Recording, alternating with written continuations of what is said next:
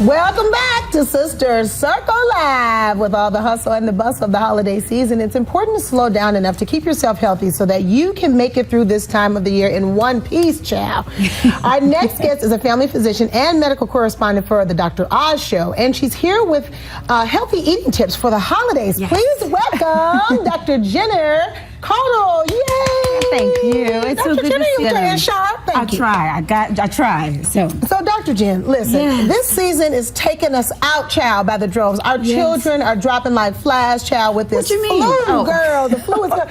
When I tell you, my son just got over the flu. Oh, really? And then my other son, I think, had a bronchial. So basically, the flu shot, is one thing. But then what can we do besides the flu shot to be able to protect us? You asked about that. I'm so sorry your kids have been sick, and hopefully they're on the mend. Yeah, well, they're good now. They're good. They made it through. That's good. So I'm glad you mentioned the flu shot. I'm a big fan. I said get your flu shot. It doesn't cause the flu. A lot of people think that. But the biggest thing is washing our hands. So many of us just don't wash our hands. And honestly, as a doctor, yes, I wash my hands like 50 times a day. Yes. But I'll just do this and I'll wash my hands. I'll do this and wash my hands. Right. Wash your hands, wash your hands. And the other thing is, I always tell people if you're going to sneeze or cough, don't cough or sneeze into your hands. Do it into your elbow. Because if we do it into our hands, we're just going to touch a doorknob and spread the germs to somewhere else. And wipe off those surfaces, like get a Clorox or bleach. Antibacterial? Yeah, that's great. That's excellent. So, yes, and lots of rest. Rest. Lots of rest and fluids. Yes, take care of yourself. And speaking of immune system, and eating obviously is a big thing with the immune system and eating right. It is. Now, for those of us who are about to go out to these holiday parties, right? Or have already been they've already started. Yes. Let me tell you. How should we eat at these holiday parties? Should we eat before we leave the house and try to, make sure we eat something healthy? Or how should we operate at these holiday parties? I'm so glad we're talking about this. I was just at a holiday party this week, and I tried to employ these things. First thing I say is, it's like going to the grocery store hungry. Don't ever go to the grocery store hungry. That's just something. Because you know what happens. Meanwhile, all the way before I even get to the cash register. Even when you're going down the aisles.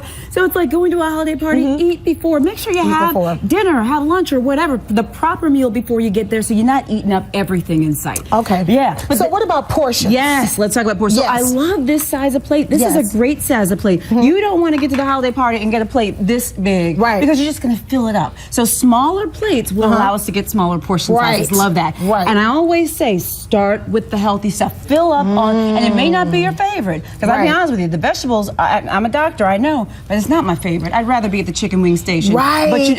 But I try to make myself start here so that you fill up and then you're not eating all the chicken wings when you get there. Yes. So those are some things. Speaking of vegetables, I just did a cleanse, like a 10-day cleanse, because I felt like Thanksgiving was just, I did too much. So then I wanted to kind of cleanse. What's your take on cleanses during the holidays? Okay, so what's your idea? Well, when you say you did a cleanse, what does that mean for you? I did Dr. D. Herb's 10-day vegan cleanse. Okay. So just basically fruits and vegetables and drinking lots of water and stuff like that. Trying to keep it, because it was like, eat terrible, try to go back better, eat terrible. Okay. So I like the idea of cutting back. Some people when they do cleanses, and yours sounds very reasonable, some people when they do cleanses, they're like not eating at all or doing very extreme things. I'm not a fan of that, because if you have diabetes or kidney problems or heart problems, that may not be right for you. So they need to check with you first. That's right. Call your doctor first. But I like the idea of bringing it back. And it sounds like that's what you did, because honestly, and that's the other thing too. Sometimes we get into the holidays, we say, well,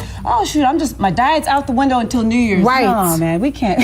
So we have to stay focused. Yes, we can't indulge every day. So pick a couple days, maybe Christmas Eve, Christmas. And that's but we can't be eating crazy till the New Year. What about drinking? Because you know, we like to have it all going on down to the circle. Yes. So talk to us how to drink during the holidays, because a lot of these illnesses out here are just pure dehydration. Well, dehydration may play a role with a lot of things. This is what I'd say. First of all is avoid those really sugary, sweet cocktails. Okay. The mocha chocolate, all that kind of stuff that's a cocktail. Some of those can have 400 calories in one drink. So wine is actually a lower calorie option. Get a small glass. So this is a standard wine size glass, but like if you're at a party, you could also get a small pour, help you save some calories. Drink the water. You mentioned dehydration. Yes. I love that. And a way to cut back on drinking, because we don't want to overindulge. I mean, this is the festive season, yes, but we don't want to go crazy. crazy. Right. So drink a glass of water for every alcoholic drink that you have. And it'll keep you from being dehydrated. And it'll cut back on the calories too. And it stop you from getting hangover. Yes. Will it? It'll help with that. Help. It'll help. Yes.